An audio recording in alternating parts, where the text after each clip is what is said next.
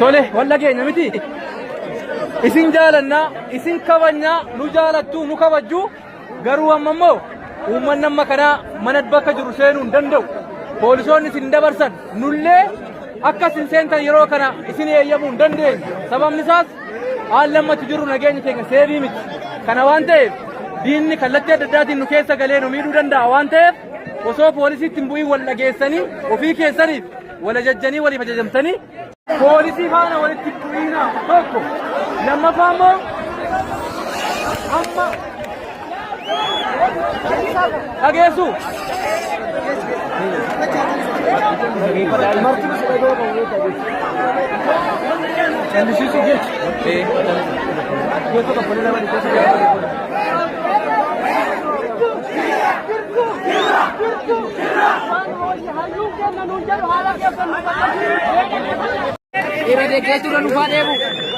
Wanti nu dubbatameera.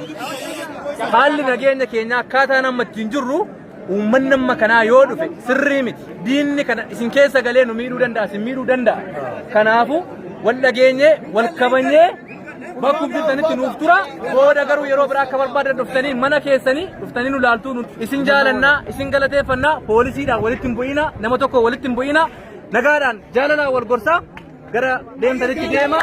Poolisii faana walitti bu'iinaa tokko lammaffaa immoo amma dhageessu.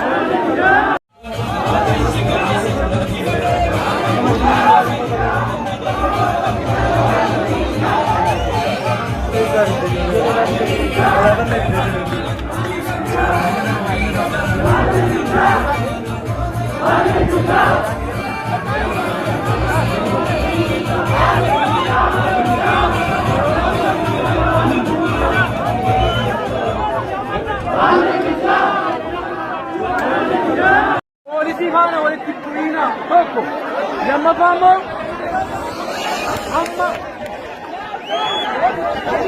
dhageessu.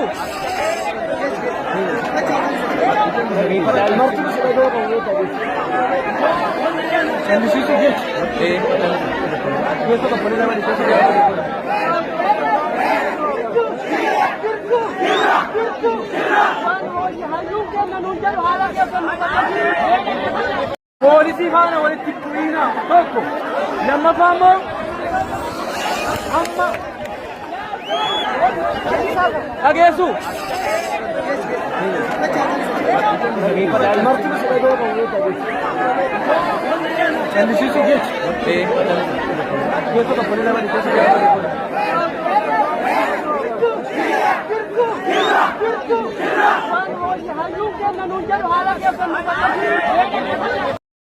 Tole walla keenya miti isin jaalannaa isin kabajnaa nu jaalattu nu kabajju garuu amma immoo uummanni amma kanaa mana bakka jiru seenuu hin danda'u.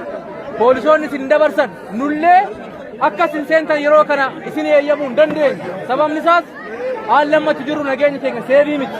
Kana waan ta'eef diinni kallattii adda addaatiin nu keessa galee nu miidhuu danda'a waan ta'eef osoo poolisiitti hin bu'iin wal dhageessanii ofii keessaniif wal ajajjanii waliif ajajamtanii